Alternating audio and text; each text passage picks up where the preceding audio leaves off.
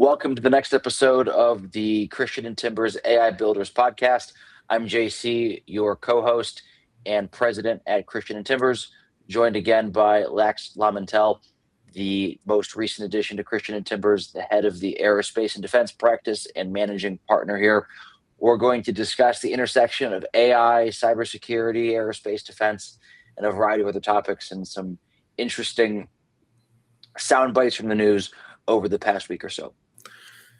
So, JC, I was thinking, what does SpaceX's growth mean for traditional recruiting and talent needs at this point in the competitive market?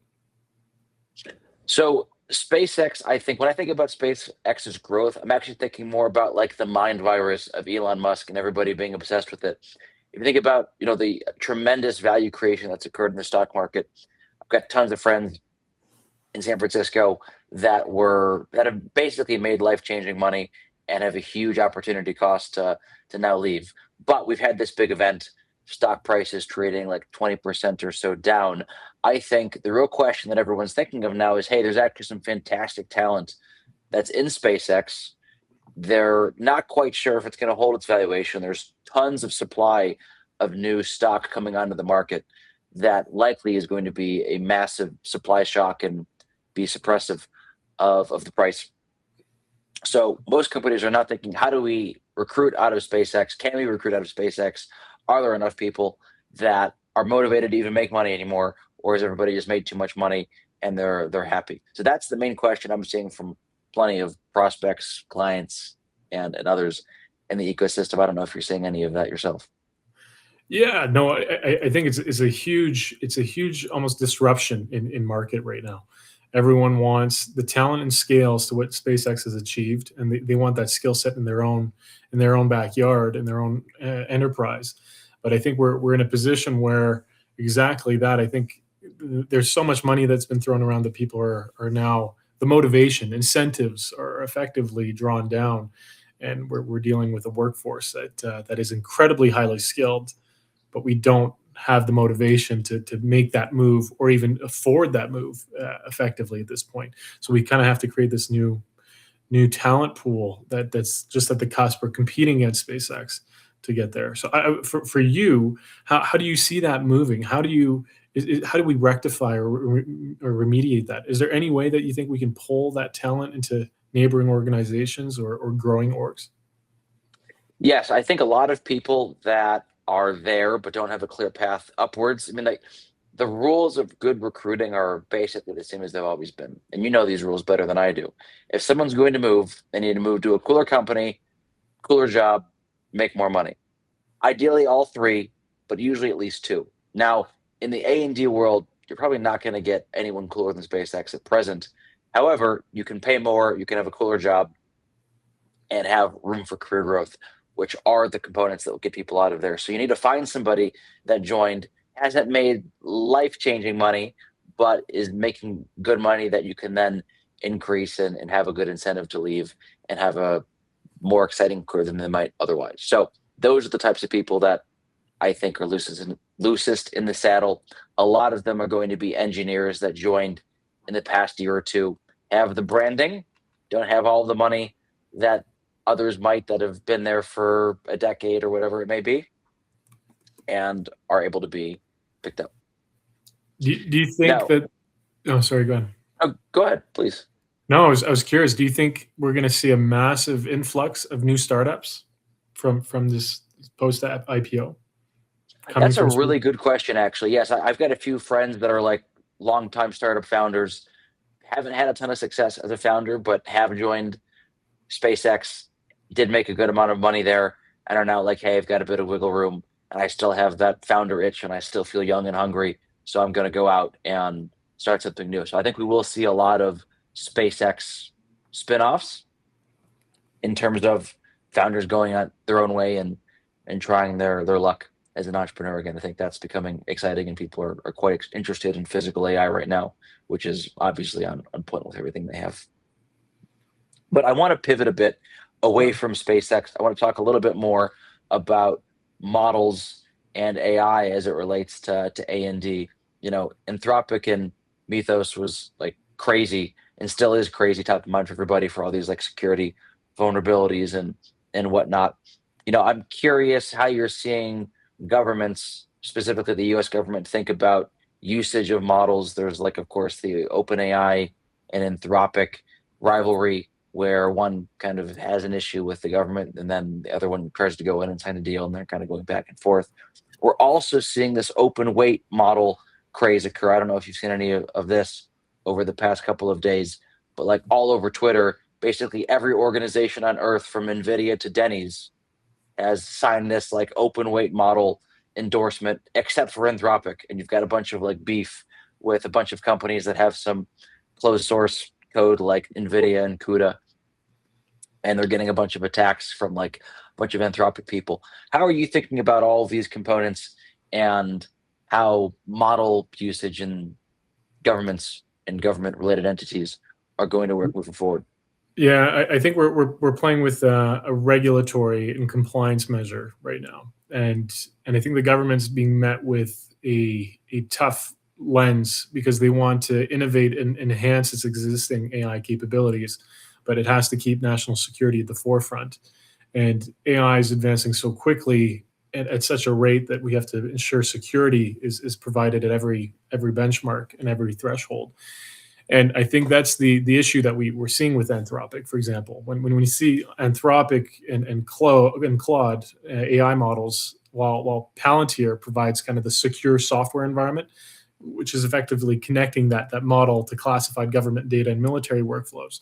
So I think of this situation where Anthropic's objected to unrestricted use for autonomous weapons and domestic surveillance, while the Pentagon wanted authority to use commercial AI for any lawful military purposes. So I think the problem is that Anthropic supplied the intelligence through its Claude model, while we think of Palantir, that's relatively unrestricted, provided the operational platform that really allowed the Pentagon to use it in its classified environments, which is the most important piece to A&D.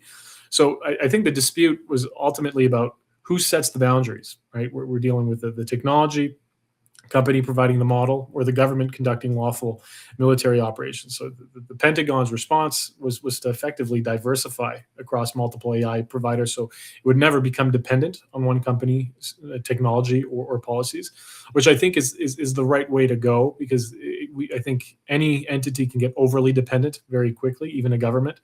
And if we lead that too far down the road, dependency will cause risk, and tremendous degrees of risk and potential hacking and breaking in, because it enables a clear target and platform there.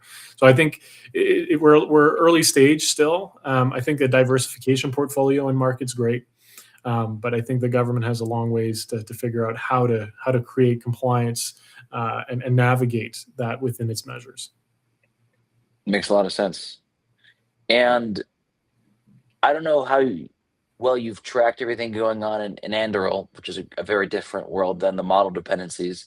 But myself as a investor in public markets, I often like to compare different companies and their PE ratios and what they're trading at, when a lot of the businesses are similar, and a lot of the gross margins and net margins are similar, and find the laggard in terms of PE that is underneath the others that should be trading closer to the segment median. When I look at Anduril, they closed a $5 billion Series H not too long ago at like a $60 billion valuation. Yep. And then they're trading at like, I don't know, 28 times revenue. And then you've got a company, I don't know what the best comparison here is, but let's just say like Lockheed or something, they Right. trade at like 1.6 times revenue. Yeah. How do you think about this? Like, are these businesses like so fundamentally different in what they're providing? Is there a better comparison in the market? Yeah, it's a good question. I think hype right now plays a big point to all of it. Um, when we look at everything that's happening, from microelectronics to private equity that's going in, we're seeing 30x sometimes on valuations. And what that actually entails, like SpaceX, as we go back to, is probably a good example, right? Really massive hype. Market gets really excited, throws a ton of money at it. The valuation is massive potentially, but when you look at the numbers down and running at revenue or EBITDA, more specifically EBITDA, the numbers aren't reflecting exact valuation as to where market plays. And so I think we go into a realm of overvaluation for the potential, which is why we invest in things. We get excited about the potential, right? We're always here for where things can lead and where can innovate, and we're essentially backing those companies to achieve that innovation in some degree. And I think the market is very excited to see where it can go. It's just a question of whether operationally they can meet that at that level. And for you, as someone who does trade significantly as you do, I know my portfolio is fairly active when in the space. Where do you find that you're spending your time? Like how do you make a good choice in your portfolio to hold, or what's new in market that might be interesting for you at this point that you're looking at or might be looking at? Well, I I like businesses that have a reasonable PE ratio, both compared to their segment groups, but also just on an absolute basis that seem reasonable on a long time historical trend, but also have great growth trajectories, which is usually counterintuitive, and those stories usually are not very clear. But I actually don't trade that much, but I prefer to like buy something and hold it for a long period of time. And Warren Buffett and Charlie Munger, of course, talk about you get a couple extra points back just from the holding versus the selling and the trading. So I try to find similarities there, but finding long term bets that I believe in are great. I've been looking a little bit at like the Honeywell aerospace and defense Hmm. spinoff. Hmm. Is Honeywell is also like trading below its peer group if you look at a bunch of the others, like the GEs and whatnot, which I haven't done anything with yet. But I find all of that kind of interesting and compelling in the midst of everything else, but nothing very significantly outside of like I like Google, I like Meta, I like other businesses that are, I think, defensible for the long term. I think those businesses will be here forever for different reasons. I like owning a little bit of physical AI as well. I think I'm no expert on where things are going, but owning a piece of SanDisk, NVIDIA, Micron, things that seem to be structurally important for the data center buildouts. And I think I think about intelligence as the asset that's getting democratized with AI, just like units of intelligence and better units of intelligence Hmm. being created at all times. And one of basically the big bottleneck for those is in our data centers. So the more data centers we can spin up, the more intelligence we get to the world, and the more training that we can do to create better models, and the cheaper inference is going to be as well. So I think that plus energy are like the coolest areas, and I'm most excited about those, I suppose, as a somewhat accelerationist. But that's a totally different tangent, anything to do with talent, but it has some intersections as well. Bit of a TMI. He absolutely does. Yeah. No, I think that's fair.